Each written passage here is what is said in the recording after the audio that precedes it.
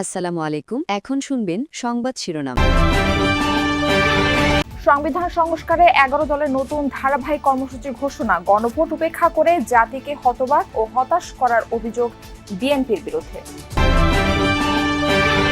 চাঁদের উল্টো দিকে গিয়ে পৃথিবী থেকে সবচেয়ে দূরে যাওয়ার রেকর্ড গড়ল অরিয়ন স্পেসক্রাফট। প্রায় ৪০ মিনিট যোগাযোগ বন্ধ থাকার পর পুনরায় সংযোগ স্থাপন করে মহাকাশযানটি।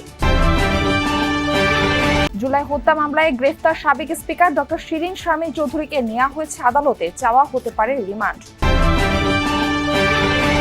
যুক্তরাষ্ট্রের অস্থায়ী যুদ্ধবিরতির প্রস্তাব প্রত্যাখ্যান করে ১০ দফা পাল্টা শর্ত ইরানের হরমুজ প্রণালীতে জাহাজ প্রতি $২০ লাখ টোল চায় তেহরান। এতক্ষণ শুনছিলেন সংবাদ শিরোনাম। এখন শুনবেন বিস্তারিত। গণভোটের রায় বাস্তবায়নে সংসদ কোনো সিদ্ধান্ত না আসায় ১১ দলীয় ঐক্য ধারাবাহিক আন্দোলনের প্রস্তুতির সিদ্ধান্ত নিয়েছে বলে জানিয়েছেন ১১ দলীয় ঐক্যের সমন্বয়ক হামিদুর রহমান আজাদ। দুপুরে রাজধানীর গুলশানে বৈঠক শেষে প্রেস ব্রিফিংয়ে এই ঘোষণা দেন ঐক্যের সমন্বয়ক হামিদুর রহমান আজাদ।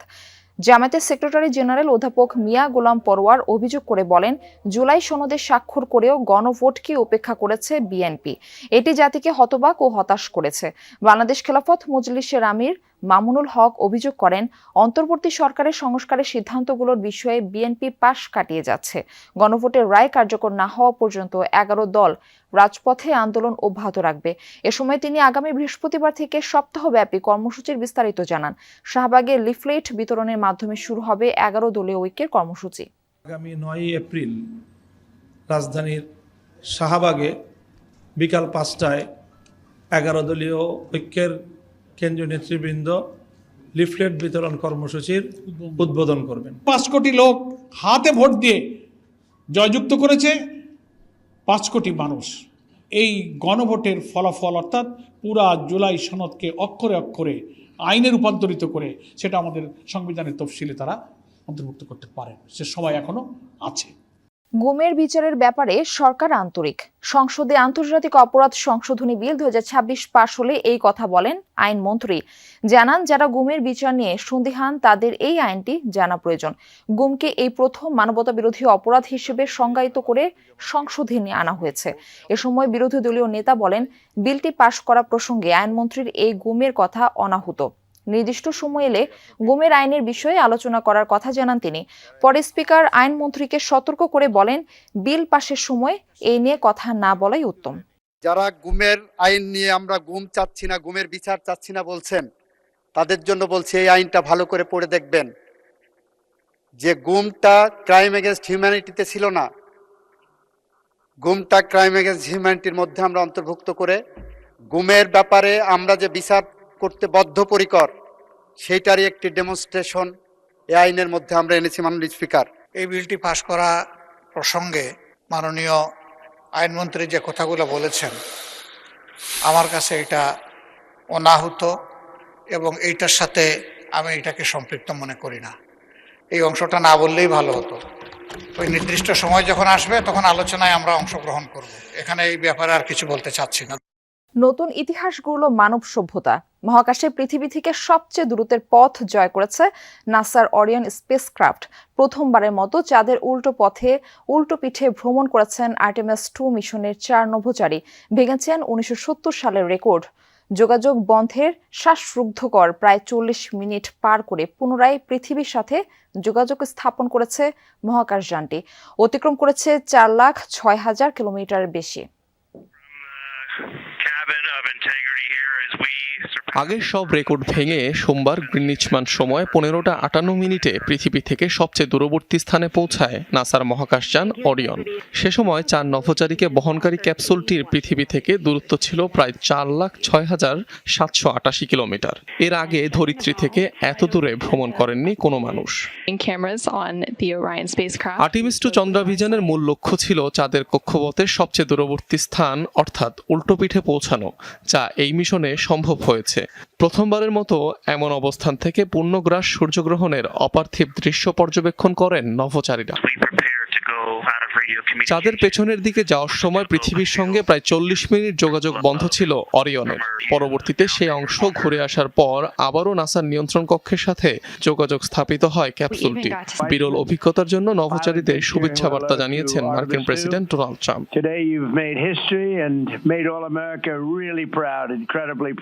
লুনার ফ্লাইবাই মিশনে নভোচারীরা চন্দ্রপৃষ্ঠের বৈশিষ্ট্য বিশ্লেষণ ও নথিভুক্ত করতে 6 ঘন্টারও বেশি সময় ব্যয় করবেন। পরে সময় অনুযায়ী গতিপথ ধরে পৃথিবীর দিকে রওনা হবে অরিয়ন।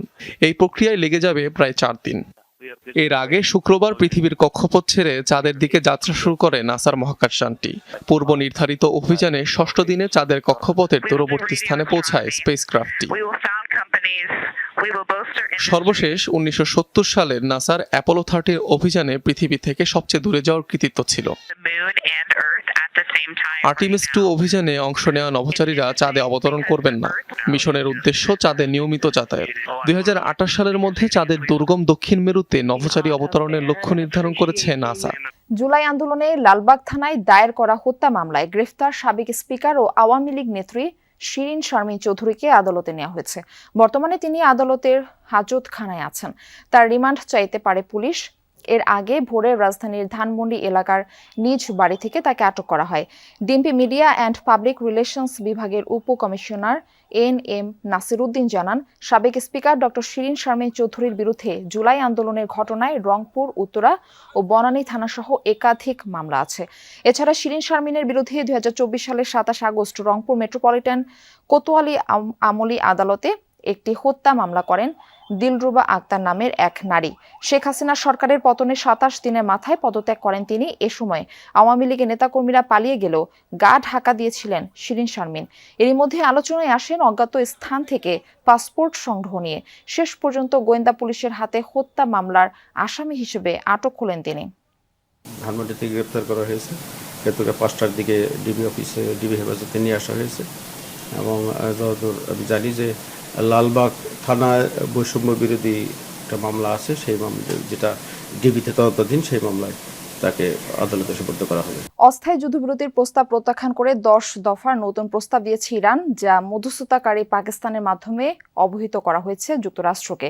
ইরান ও মার্কিন বিভিন্ন গণমাধ্যম জানিয়েছে এই তথ্য প্রস্তাবে স্থায়ীভাবে সংঘাত বন্ধে নিজেদের শর্ত তুলে ধরেছে তেহরান, যার মাধ্যমে রয়েছে হরমুজ প্রণালী দিয়ে পারাপারে জাহাজ প্রতি $20 লাখ টোলের দাবি।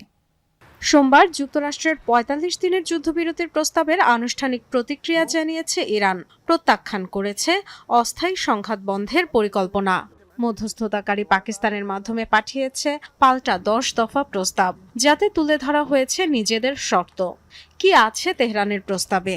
সাময়িক নয়, স্থায়ীভাবে যুদ্ধবন্ধ চায় তেহরান। ইরান আর হামলার শিকার হবে না, দিতে হবে সেই গ্যারান্টি। হিজবুল্লাহর